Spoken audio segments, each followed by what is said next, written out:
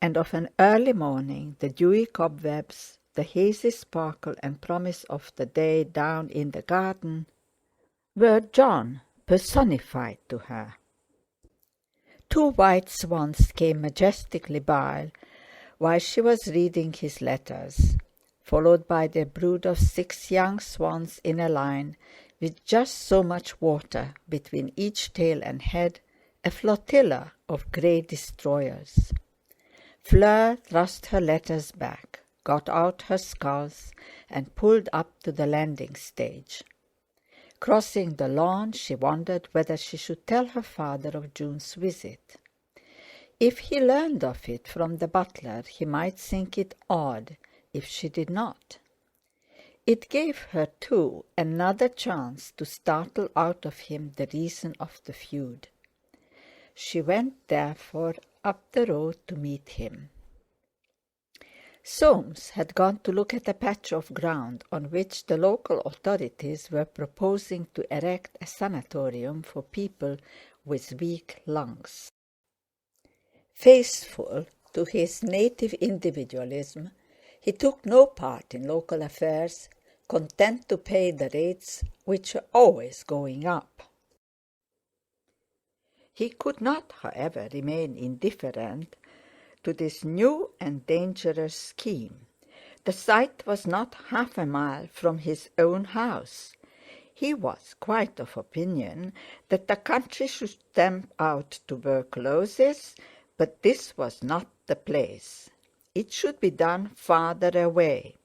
He took indeed an attitude common to all true Forsytes, that disability of any sort in other people was not his affair, and the state should do its business without prejudicing in any way the natural advantages which he had acquired or inherited. Francie, the most free-spirited Forsyte of his generation, except perhaps that fellow Jolyon, had once asked him in her malicious way, "Did you ever see the name Forsyte in a subscription list, Soames?" That was as it might be, but a sanatorium would depreciate the neighbourhood, and he should certainly sign the petition which was being got up against it. Returning with this decision fresh within him, he saw Fleur coming. She was showing him more affection of late, and the quiet time down here with her in this summer weather had been making him feel quite young. Annette was always running up to town for one thing or another, so that he had Fleur to himself almost as much as he could wish. To be sure, young Mont had formed the habit of appearing on his motorcycle almost every other day. Thank goodness the young fellow had shaved off his half-truth brushes and no longer looked like a mountebank. With a girl-friend of Fleur's, who was staying in the house, and a neighbouring youth or so, they made 2 couples after dinner in the hall to the music of the electric pianola, which performed foxtrots unassisted, with a surprised shine on its expressive surface.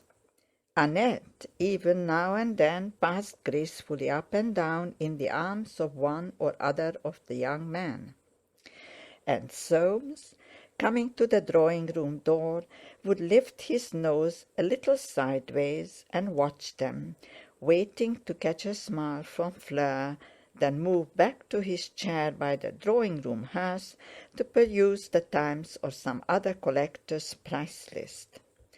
To his ever-anxious eyes, Fleur showed no sign of remembering that caprice of hers.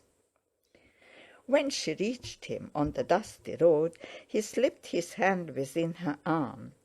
"Who do you think has been to see you, Dad?" She couldn't wait. "Guess." "I never guess," said Soames uneasily. "Who?" "Your cousin June Forsyte." Quite unconsciously, Soames gripped her arm. What did she want? I don't know, but it was rather breaking through the feud, wasn't it? Feud? What feud? The one that exists in your imagination, dear. Soames dropped her arm. Was she mocking or trying to draw him on? I suppose she wanted me to buy a picture, he said at last. I don't think so. Perhaps it was just family affection. She is only a first cousin once removed, muttered Soames. And the daughter of your enemy. What do you mean by that? I beg your pardon, dear. I thought he was. Enemy, repeated Soames. It is ancient history. I don't know where you get your notions. From June Forsyte. It had come to her as an inspiration that if he thought she knew or were on the edge of knowledge, he would tell her. Soames was startled, but she had underrated his caution and tenacity. If you know, he said coldly, why do you plague me?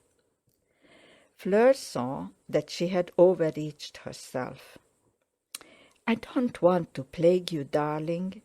As you say, why want to know more?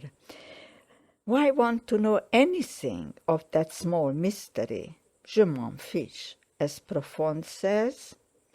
That chap, said Soames profoundly. That chap, indeed, played a considerable, if invisible, part of this summer, for he had not turned up again.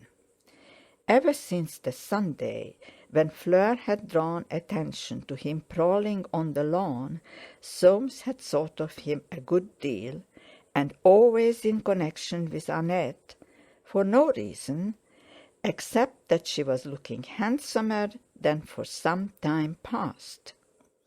His possessive instinct, subtle, less formal, more elastic since the war, kept all misgivings underground. As one looks on some American river, quiet and pleasant, knowing that an alligator perhaps is lying in the mud, with his snout just raised and indistinguishable from a snag of wood, so Soames looked on the river of his own existence, subconscious of Monsieur Profonde, refusing to see more than the suspicion of his snout. He had, at this epoch in his life, practically all he wanted, and was as nearly happy as his nature would permit. His senses were at rest. His affections found all the vent they needed in his daughter. His collection was well known, his money well invested, his health excellent, save for a touch of liver now and again. He had not yet begun to worry seriously about what would happen after death, inclining to think that nothing would happen. He resembled one of his own gilt-edged securities, and to knock the gilt off by seeing anything he could avoid seeing would be, he felt, instinctively perverse and retrogressive. Those two crumpled rose leaves, Fleur's caprice and Monsieur Profonde's snout, would level away if he lay on them industriously. That evening, chance, which visits the life of even the best invested Forsytes, put a clue into Fleur's hands.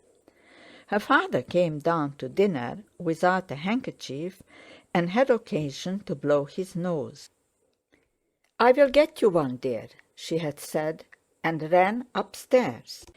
In the sachet where she sought for it, an old sachet of very faded silk, there were 2 compartments. One held handkerchiefs, the other was buttoned and contained something flat and hard. By some childish impulse, Fleur unbuttoned it. There was a frame, and in it a photograph of herself as a little girl. She gazed at it, fascinated, as one is by one's own presentment. It slipped under her fidgeting thumb, and she saw that another photograph was behind. She pressed her own down farther, and perceived a face which she seemed to know, of a young woman, very good-looking, in a very old style of evening dress. Slipping her own photograph up over it again, she took out a handkerchief and went down. Only on the stairs did she identify that face. Surely, John's mother. The conviction came as a shock, and she stood still in a flurry of thought. Why, of course, John's father had married the woman her father had wanted to marry, had cheated him out of her, perhaps.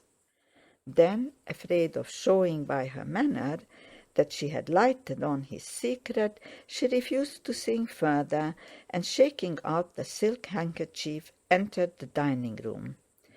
"I chose the softest, father." Said Soames. "I only use those after a cold. Never mind." That evening passed for Fleur in putting 2 and 2 together, recalling the look on her father's face in the confectioner's shop, a look strange and coldly intimate, a queer look. He must have loved that woman very much to have kept her photograph all this time, in spite of having lost her. Unsparing and matter-of-fact, her mind darted to his relations with her own mother. Had he ever really loved her? She thought not. John was the son of the woman he had really loved. Surely, then, he ought not to mind his daughter loving him. It only wanted getting used to. And a sigh of sheer relief was caught in the folds of her nightgown slipping over her head. End of Part 2, Chapter 2, Fathers and Daughters. Recording by Eva Harnick, Ponte Vedra, Florida.